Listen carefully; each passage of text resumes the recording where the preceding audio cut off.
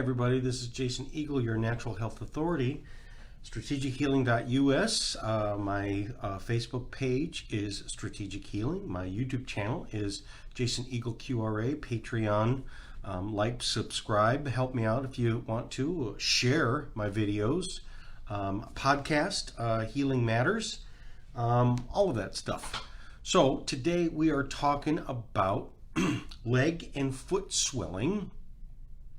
And in particular, the people that really are the most prone to this, and what people do, and that would be sitting, people that sit at a desk, people that are truck drivers, nurses and things like nurses are a lot on their feet too.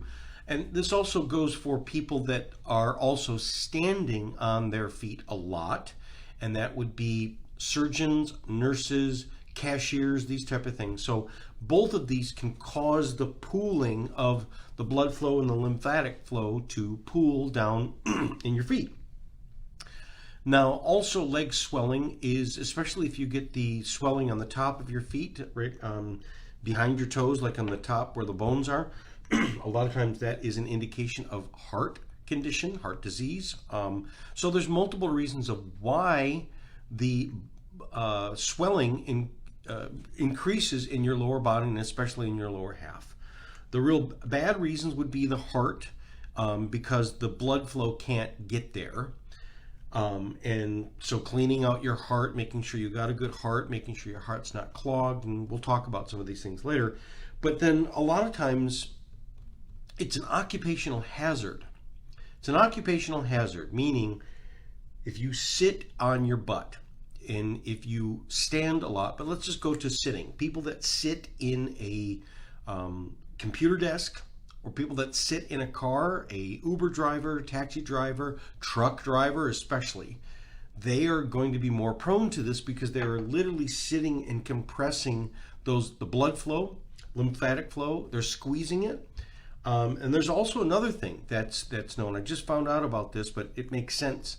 Someone's talking about when you are in the sitting position, your body is in the curled up position. So when your knees are bent and you're in the sitting position like that, what happens is it mimics to your brain what would you do if you had to curl up into a ball and hide.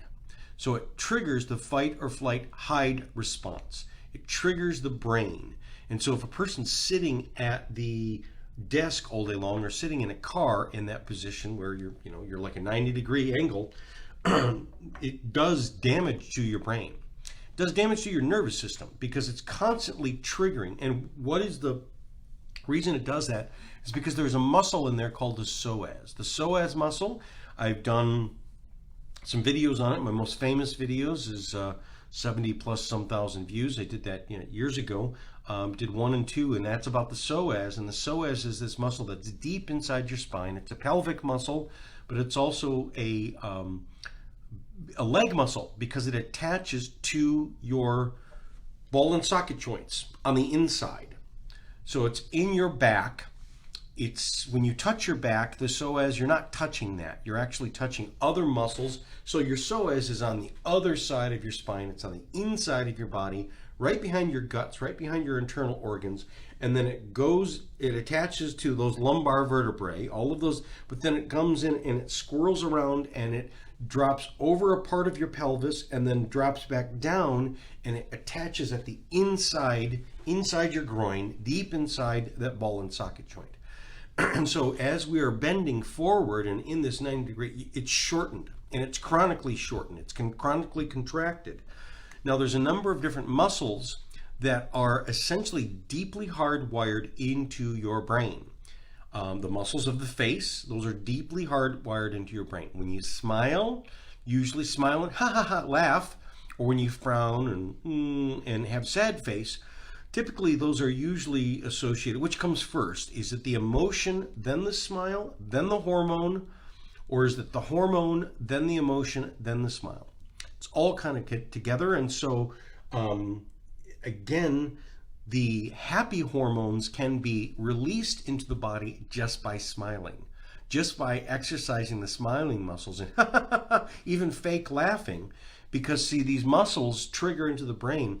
Conversely, if you fake frown or you put the sad face on, your body will release depression hormones. Okay, so you can trick your body into essentially altering its chemistry and neurotransmitters and everything just by the position that you hold it in. So what that also means is that if you're in a sitting position for long, again, your body is meant to stand up, okay? And when you're standing up and you're walking, your psoas and those deep these deep back muscles are elongated and they're in that perfect structure. And when you are standing and not running, essentially, your body thinks that everything is okay. Everything is good. Now, sitting is okay, good, but again, look at the world. There's a lot of people that sit differently. There's a lot of people that sit differently on the toilet, right? Because the squatty potty is something that people, you go into other parts of the world, they squat, okay? Not only squat to poop, and I've been to Japan before, and when we went to the airport in Osaka, you go into this airport bathroom, and it's just like an American bathroom where it's like all white tile and everything, but you go into the stall where the toilet would be, and there's no toilet. It's just a porcelain hole in the ground, and it has these places for your feet because they, health-wise, a lot of the world, a lot of the Asian world, a lot of the Arab world, they do not believe in sitting on the throne. It's bad. It's bad for pooping. It's bad for that. So they squat, and they actually, they even have some things that are installed onto regular toilets so you can stand and squat.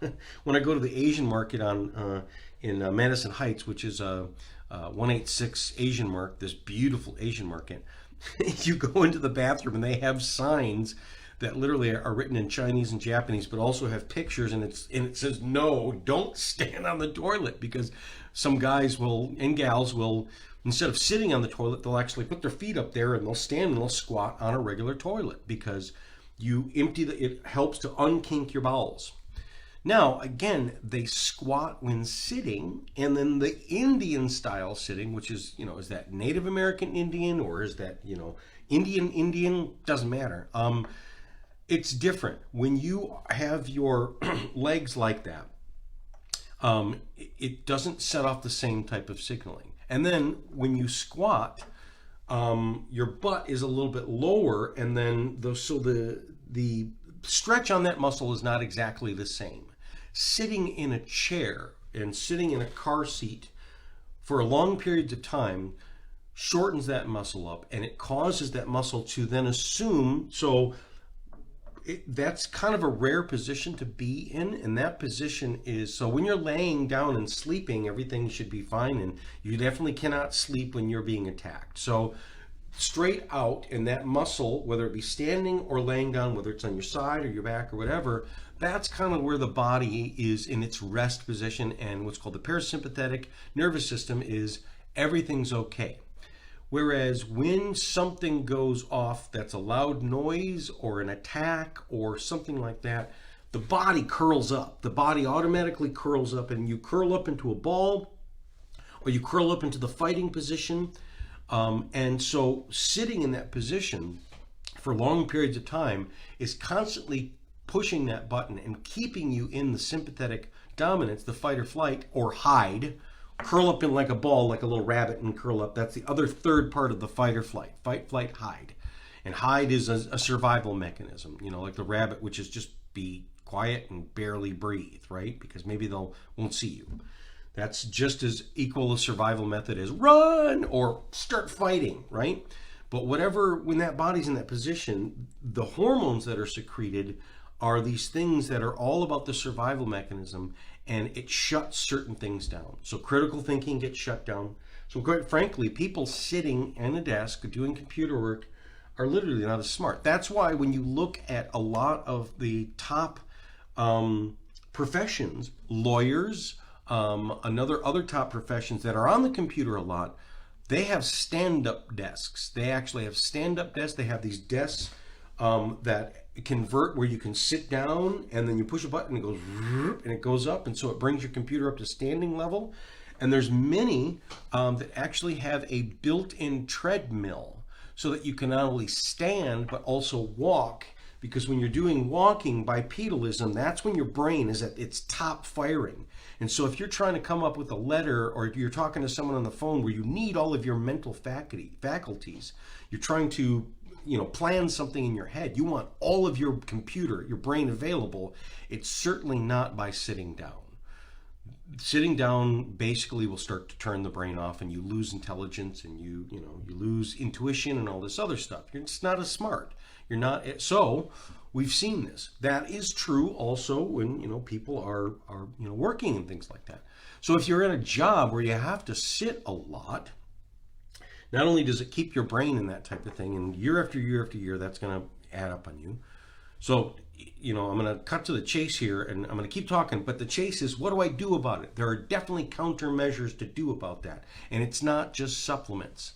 Supplements are one thing, but it's behaviors. It's behaviors. If you drive a car a lot, like if you're a cab driver, that car has to be maintained daily. It goes into the shop daily. You take yours into the oil every 3,000 miles. They take it in daily. So when I call an occupational hazard, meaning if you're going to work this way, then you need to make up for it this way. Okay? So then the other thing is that literally you are compressing the nerves, you are compressing the blood flow. So when people have blood flow issues in the feet, and I've told this to a lot of people, and they're confused, but then the light goes on. They go, oh, wow, now I get it, which is if you have toenail fungus, okay, which, a lot of people do, it is because you have lack of blood flow, and it's lack of the bad blood getting out. It's bad blood. Why? Because toenail fungus is essentially it's a fungus, which is a mushroom. And mushrooms, like that thing that they say, which is a rolling stone gathers no moss, or a river does not have mosquitoes, right? A fast-flowing river has no mosquitoes. It's not a swamp. A swamp and a still stone will gather moss. A still pond that doesn't have inflow and outflow and then just becomes stagnant will get stinky and swampy. And so the reason that people have toenail fungus and other things is because the blood is stagnant there, and it's dirty blood, right? And how did that happen in the first place? Well, we can talk about, number one, kidneys are an issue. So a lot of times when I have people that have leg swelling and we do the testing on them, we find out that their body tests for the Renovan, which is Premier Research Labs makes this great supplement called Renovan, which helps to clean the kidneys out. Also, if people have really bad kidneys in terms of that they have stones or sand starts off, then turns into stones, is the russet potato juice. Look in my old videos. There's actually the kidney stone one, and that's all about how do I do the russet potato juice. You make this juice with russet potatoes. Those are hard baking potatoes. You don't peel them. You leave them with the skins on. And you drink 1 or 2 8-ounce glasses of a day. There's a special way to make it. But what it does is it will dissolve the mineral deposits that are stuck in the kidneys. So if the kidneys are jammed up, if the kidneys as a filter filtering your blood, that's where urine comes from. So uric acid is something that forms crystals, but there's all kinds of other what's called metabolic waste that will start to form crystals. Essentially, you're making rock candy in your kidneys. Then that starts to reduce the flow. They don't filter as good, and so they slow down. Well, that will slow your blood. It will make your blood pressure go up, but what it'll also do is because below your kidneys are where your legs are, and your heart is above your kidneys. So a lot of times when the kidneys are starting to get tight and not have enough flow, you'll start to see people's lower half, because the blood in the feet is the farthest place away from the heart, and it has to get pumped uphill. But your heart is not a strong enough pump to do it, and so we use muscles and everything like that. And it's the vessels and if the vessels are constricted, thereby going back to sitting on it. If you're sitting on your butt too long, you're compressing that. And what's happening is you're squeezing these blood vessels, and the veins are what return to the arteries can go. So if a person swells, it means the blood is getting there, but it can't get back. And so what happens is it tends, and if it can't get back, it starts to rot. And so we get this rotting blood, which now your immune system has to try and take care of, because rotting blood is a perfect breeding ground for stuff to grow inside you. Bacteria, yeast, candida, funguses, these different types of things, they will grow in stagnant blood. So the answer is cleaning the legs out, cleaning the blood. So the first step is on a mechanical thing, which is, yes, if the kidneys are jammed, clean out the kidneys. Now the filter works better. It also conversely helps the heart. Usually most blood pressure issues, high blood pressure, is really because the kidneys are tight and are not filtering. Basically, a filter needs to be cleaned out. Also, we can have, let's say, clogged arteries in terms of we have cholesterol deposits and things like that. Now, the cholesterol deposits may be increased. That's why they do a femoral artery check. They'll do an abdominal artery, or the abdominal aorta, to see if we have erosions in there that would form, let's say, not embolism, but a blowout, basically abdominal blowout. But think about it this way. Okay, the plaque growing inside your vessels, is it because the plaque is growing and that's your problem, or is it because the blood flow is restricted and the plaque grows there because the blood flow is slow? Okay, so which comes first, chicken or the egg? So if you have a river that is a straight river, it's a straight run, it runs fast, and basically it is, fresh water, fresh blood is giving lots of oxygen and nutrients. And so the river is very clean.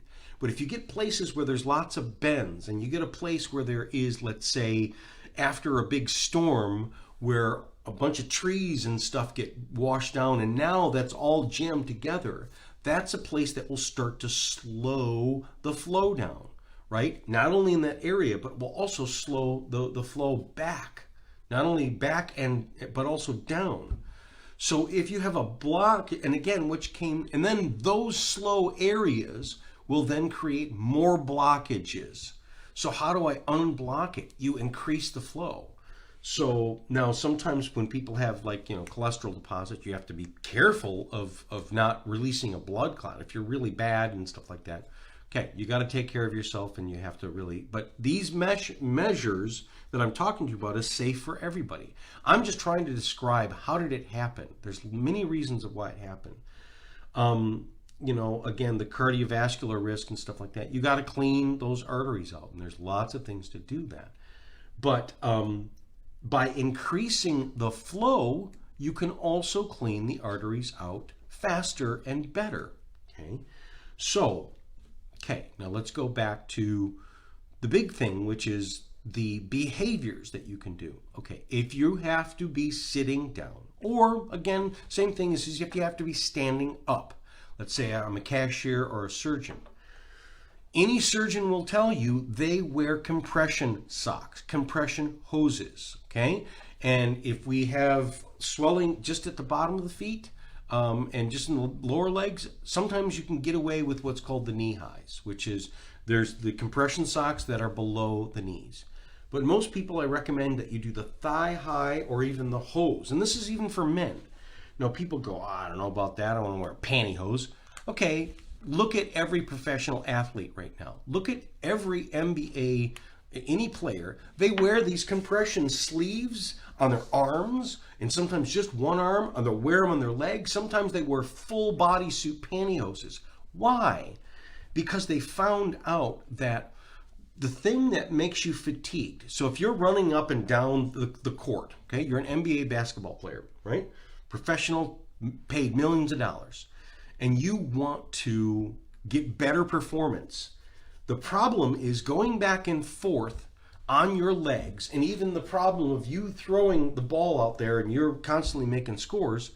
What happens is you're throwing the blood, and the blood goes to your legs, but it can't get back, because if you do enough time on the court, eventually, just like if you're a surgeon and you have to stand there in your surgery for 12 hours or longer, eventually all this blood will pool at your feet, and you'll get tired and you'll get sick. So they wear compression socks, and they're very tight to get on, so that it literally squeezes it like an anaconda, so the blood can get there, but also the blood is helped to get back. So it keeps the legs clean. So the NBA players wear this because it actually gives them more endurance, because their endurance is being robbed from the buildup of waste products, the lactic acid that builds up from in the muscles.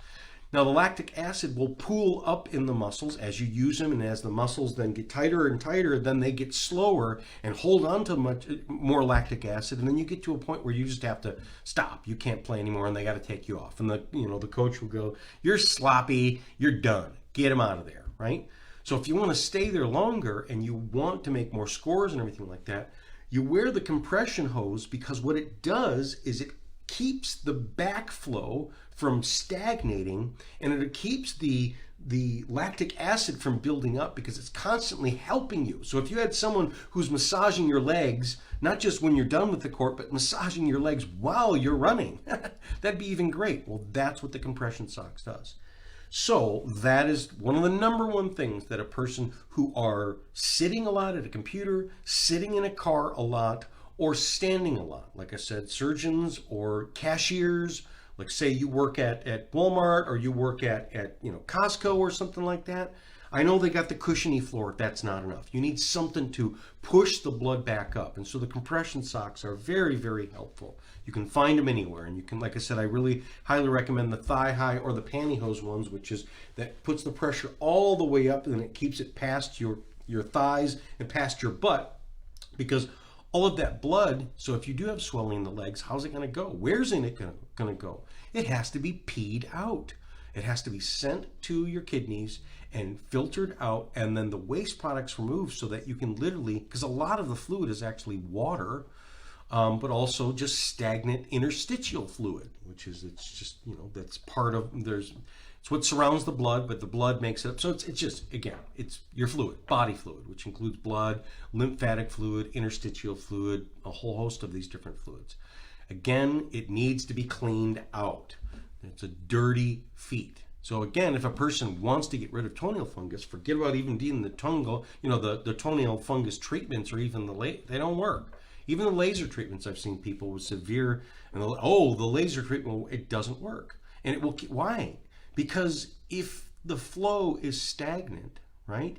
So weed killer works on, your dirt that keeps growing weeds. But if you stop doing the weed killer, the weeds will grow back. However, if you have very healthy land, very healthy dirt, I'm using this analogy because your body is the dirt, your blood is the dirt, your body is the same thing. An infection like, say, a toenail fungus is just like a weed. It's an opportunist infection that grows in low oxygenated areas. All infections, including even cancers and all these things. So talk about the acid, you're too acid. When you're too acid, you don't have enough oxygen. When you're alkaline, you're enough oxygen. So the secret is oxygen. And also the secret is dirtiness. Get the dirtiness out of there. The oxygen will clean stuff up, and because every cell has to breathe, every cell has to exhale. And one of my previous videos is your exhale is poop. So the blood that is bad blood, which is the veins, once the blood has delivered its oxygen, then it picks up carbon. So now bad blood is literally carbon dioxide, which you exhale. And that's in your blood cells, which then has to be exhaled out of your lungs. That's a waste product. Oxygen's good, which has got to go to my toes, all the way down to my toes, but then the body has to then grab onto the junk, grab onto the garbage, and take it out with it. Don't let it start piling up in the kitchen. So when you increase the blood flow and get the oxygen going and clean the body up, especially the legs and feet, you will see the swelling and then the conditions of the stinky feet, the dirty feet, the toenail fungus, that type of stuff will go away, because it's only growing there because there's not enough oxygen. So if you increase the flow. So the compression socks is number one. That's a mechanical thing. You need help. Number two is you also need other help. And this other one actually helps for not only getting that blood flow out, but it also helps with this other condition that I was talking about, which is the psoas triggering a fight or flight response because of the sitting. This is what's called a vibro board. There are these board things that you plug into the wall, and we have one, and I forget where we bought it or something like that. It costs like $139. It's got a little remote control, and you can set it up so it goes, and what it does is it wobbles back and forth, and it goes slow or it goes fast, and you stand on it. And when you stand on it with your feet close to the middle, it kind of jiggles you a little bit. When you put your feet way out to the side, and it jiggles you from the hips.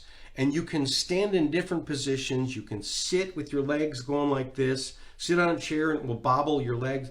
But I recommend standing. So if you are, for instance, doing a lot of standing, you do this after work. If you're doing a lot of sitting, you do this after work. You stand on this vibro board. And again, it loosens up your core. It loosens up your hip. It pumps the blood. It pumps the lymphatic flow. It just basically shakes you, like shaken baby syndrome.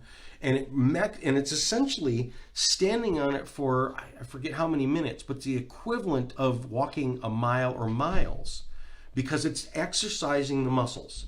And it's also exercising, in particular, the tendons, or what's called the Golgi tendon units. Every muscle attaches to the bone, and it attaches to the bone through a tendon. And there's very special cells, brain cells, which are called the Golgi tendon unit, which essentially go directly to your brain, because that's how your brain figures out how much pressure is on the muscle and how pressure is on the bone.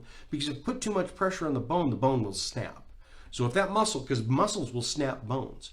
And so all of the pressures and signals are being read at what's called the Golgi tendon unit. So if you're doing body work, deep tissue work, or the trigger point therapy, or the acupressure, that's where a lot of the best work and release comes from. Is not in the belly of the muscle, but the attachments, called the Golgi tendon unit.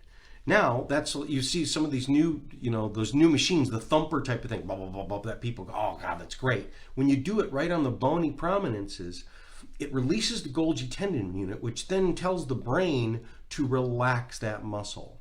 So I can squeeze a tight muscle and force it to relax. But if the Golgi tendon units are too tight, it will go right back to being tight, because that's not the thing that's been released.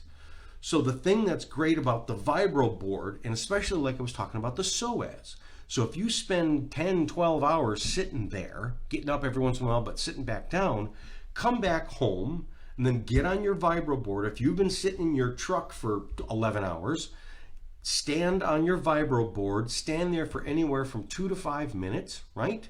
Then as soon as you're done with that, then what you do is you lay on the floor with the legs on the back of a chair for 20 minutes, what's called super elevation. Or you can lay on a bed with like the couch pillows or cushions, so that you're not just a little bit of elevation, you're like this. Your head and your body is on the floor or on some flat surface, and your legs are way propped up, because your feet are way above your head. You want them uphill, way uphill. And then gravity will drain those legs. But this works better is if you release it with the vibro board, releases the tendon and pumps the fluid and stuff like that, and then you hang it upside down, basically doing super elevation. The legs will drain, and it will drain. And for every bad thing that comes out of it, a good thing goes back in there. So if you then, after doing that in elevation, you then stand up or you lay down or whatever, and you can do it right before bed, then the blood flow, so it's out with the bad and in with the good. And it's like squeezing the legs like a sponge, but it's also draining the legs, okay? These are mechanical things that literally help to our countermeasures. If you're going to do ever so much of this, then you have to do so much of this. That's where I get into the next thing, which is those big bouncy balls, those great big balls. So if I'm standing or if I'm sitting a lot, I come home and I also do basically, those big balls, right? And you lay on the ball, essentially, so you're curled backwards. If you're curled forward for, 10 to 12 hours, then at least 5 minutes of laying, back rock like this where you're rounded over this ball and you can roll around on it and go back and forth. I like to even put it where it's up against the wall or up against a chair, and I can hang upside down and like almost where my head's touching the ground. So I'm really curved, and I'm really going, if you're curved this way, you want to do the opposite. Oh, and open it up. And a lot of times you'll see people, like even swallowing is inhibited because their head is so forward and they'll start to pinch on their throat. So when the people start to crunch up, as they get older, you'll start to have swallowing issues. Hard to swallow pills and stuff like that. It's because it's all, your esophagus has been all shortened up. Well, how do you fix that? You stretch it the other way. You literally bend it the other way. You know, when a book has been folded over and, you know, crushed, you then go the other way and bend it the other way and then put another book, and eventually you can iron it out. You're essentially trying to iron out your body, straighten your body out. And if you spend so much time curled over like this, and curled over sitting, you know, in a chair or a car, that's constantly triggering your brain to be in this fight or flight type of, whereas the opposite, which is standing up, and even opposite. So like things have to be safe for you to yawn and open up your arms. Literally, there can be no threat. And so when your body does that, especially this open back bend type of thing, it triggers the opposite hormones in your brain, because you're stretching the psoas and the throat and everything like that, and you're exposing your soft innards to the world. The only way you would do that is if no one's trying to eat you or kill you. And so the brain, like I said, the smiling triggers the good hormones, the frowning triggers the bad hormones. So as the crunch forward is bad hormones, and the completely open and reversed and open to the world, and in fact back bend is I'm open. Your lungs open up more, you get more air, you get, your head comes out, your turtleneck starts to come out, and you literally reverse it, and you start to kind of make up for what you did. Like I said, countermeasures. If you have occupational hazards of standing and sitting for long periods of time, then these three things are the countermeasures of behaviors that you should do every day, or at least every few days. But you'll get it, well, you'll love it, you will like it, you'll know, you will sleep better, especially with that vibro board, man. It's awesome, it's amazing. You just feel like, whoa, wow. And you can feel even, like if you want to do that before you even go out and running, or instead of an exercise or something like that, you'll feel how much energy it brings into your body. But it also is causing this blood flow. Now, the secret though is that you know, I like to say like this, okay? You know, the paint that you buy at the store has to be in the shaker, okay? And then if you buy paint and then that has pigment in it, okay, because they mix the colors in it, then if you let it sit on a shelf for a while, you don't just open up the can and paint it on your wall. You have to shake it and stir it up. Now imagine that paint has been sitting on the shelf for 20 years. All of the pigment is at the bottom, and in fact it's all crunched together. And so how long should you leave it on the paint shaker? 2 minutes like a normal paint? No, you should leave it on for like 2 days, right? It's going to take that long to shake it up, because you're trying to get all the stuff that's compressed in the bottom to be broken up and then to be released. And not only would you shake it up, you'd turn it upside down, and then you'd shake it up, and because you want to mix all that stuff back in. So that's what happens with your legs, is that all of these particulates, you know, again, when people got gout, that's why. It's because all of these particulates, these crystals and metabolic waste that are basically the dust of your blood, your dusty, dirty blood, then accumulates and essentially fills up your toes. And if you want to heal that and get rid of that, how are you going to, it's got to get out of there.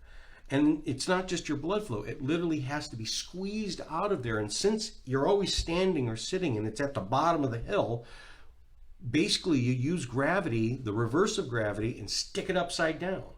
So like I said, the shaking it with the vibro board and then putting it upside down in super elevation will literally, the world will help to clean those legs out. These forces in the world will do that for you. And not only will you clean your legs out, and you'll see shrinking and stuff like that happen in these legs, but also you will get healthier, because see, dirty legs, dirty feet, you know, the stagnant blood, because it's always prone to grow infection, it's actually an immune stress. Your body's immune system is now working overtime because There's essentially pirates growing in your body, but they're growing in this dirty blood. Right? Now, if you clean those legs out and now it's just as clean as your upper body and you've got great blood flow and all this other stuff because you've mechanically pumped it and also kept the filters clean, now your immune system is like, it's like Smallville, like it's, or you know, whatever. It's a beautiful, like we don't even lock our doors, right? It's very safe. It's very clean. And so your immune system, as the police force, can stay home, basically eat their donuts and be at rest. They don't have to be on high alert. So dirty blood and dirty, essentially that's where the disease process, if you look at a tumor or a cancer or a diseased organ, let's say heart disease or lung disease or anything, where did it start? It started because the blood flow, it got too acidic, which cut off the oxygen, and then the blood flow, or the blood flow first and then the oxygen. Either way, it's a slow flow. And it becomes stagnant, all right? So the malaria-carrying mosquitoes is growing in the stagnant water. Whereas in the good, fresh, clean, there are no malaria mosquitoes. They can't grow there. They can't because, number one, the flow is too much, so they can't lay their eggs there. But number two, there's too much oxygen in the water. It's the same thing as your blood. If your blood has lots of oxygen and carries the waste products along, it's clean, it's the right pH, and nothing bad can ever grow. And if it does grow, your body will be on it quick and it won't let it, you know, again, no stone gathers moss. A rolling stone gathers no moss. So as long as your blood is flowing good, then you're going to be clean. And then these things about modern disease, they can't take hold. They cannot. Now, a lot of people say, well, it's the alkaline, so we need to alkalize the blood. Well, again, it's the flow. It's the flow. The alkaline, you start to become acidic when the flow is reduced. So like I said, which comes first, the chicken or the egg? That's why, like I was just telling a person yesterday, if you want to know what is the top in health and what to do for the top of health, just follow the professionals that spend the most money on their body. Follow the professionals where their body is their business. The multimillionaires that are football players and basketball players, and I've worked with professional athletes, professional basketball players, and I've been in their houses, and they have this equipment. They have the oxygen generators. They have, they wear their compression socks. They have their own private chefs and things like that. They have what's called a compression chamber. What is it called? I can't think of it. But basically, it's it's like Michael Jackson had. Oh, he sleeps in oxygen. Yeah, duh, because it keeps their body clean. And they have all these other things. Again, they have the best lasers. So these like 40 to 50,000 watt lasers that are really good chiropractor, Dr. Manila here in Michigan. He's got this super powerful laser, very expensive laser. I think it's like a 40,000 watt laser, like a class 4, super powerful. And again, these guys that get injured and then go off, and then the guy uses the thumper, and then they put the taping on, and then they do the laser, and then they put him back out there. It's because it works, and it's better than if you can treat it before you actually have surgery, then you don't have to have surgery. But what we're starting to see is, like I said, follow these guys. And what they're doing is they're doing more of this passive stuff. Before it used to be, we got the greatest surgeons and we'll replace your joints. Those joints don't last forever, and it's not the answer. So what used to be the top in terms of professional athletes are now becoming less invasive. You're starting to see the taping, the kinesio tape. That's the volleyball players that put that tape on. You're also seeing, like, for instance, and also who did the taping was Michael Phelps of the swimming. What's the other thing that you've done? He has these big hickeys all over his body. That's called cupping. And cupping actually sucks the bad blood out. And you'll see these welts because he puts these cup things on that sucks the oxygen, or and puts it under negative pressure, and sometimes they'll even poke little holes so that blood comes out. And it literally, you'll see the blood is like black blood. Because an injured shoulder, the reason it's not healing fast enough is because the blood is too stagnant and it doesn't have enough oxygen. So the cupping is literally something to pull the blood out, bad blood. People, when they say, the ancient people in the past were like barbarian crazy because we did bloodletting. Actually, it's not as crazy as you think. A lot of people, when people have problems with their blood chemistry, one of the things that the doctors say is basically just donate blood. Don't have them put it back in you, but donate blood, because when you get rid of the bad blood, your body will build new blood, and the new blood cells that they build are clean, fresh and clean. So you can clean your blood out by actually getting the blood out. Now, you can also clean the blood out by pumping your body, squeezing your body. So like I said, a lot of the top athletes are spending their money and their time on these passive things. Like I said, the taping, the cupping, the massage, the stretching. They have very good stretching now in terms of they have their stretcher work with them. They got foam rollers. They have the Bosu balls. They have a vibro board. They'll even go home and, like, say, you know, if in the hospital, if you have too much swelling, they put your legs in this thing that surrounds with like these pumps, and it has these air pumps, and they pump your legs up. What they do is they pump them from the bottom. So if you were trying to squeeze tube of toothpaste, you would start at the bottom and squeeze it this way. You don't just squeeze it like this all together. You squeeze it in a direction. You're trying to milk it out. And so they'll actually do this with their legs too. Is they'll come home and they can do it with their arms and legs. You can do a whole body thing. But in particular, it's the big muscles of the legs, because of all the running, that builds the stagnant blood. And so it's these passive things of being able to squeeze your body and pump this stuff out and flush the toxins out, and then increase the amount of oxygen flow to your tissues. That's the secret. That's the secret for what they're doing in terms of how do they stay healthy, how do they stay strong, and how do they stay rejuvenated, and how do they keep out of trouble. And if they do get in trouble, how do they heal faster? So until next time, thanks everybody. Bye-bye.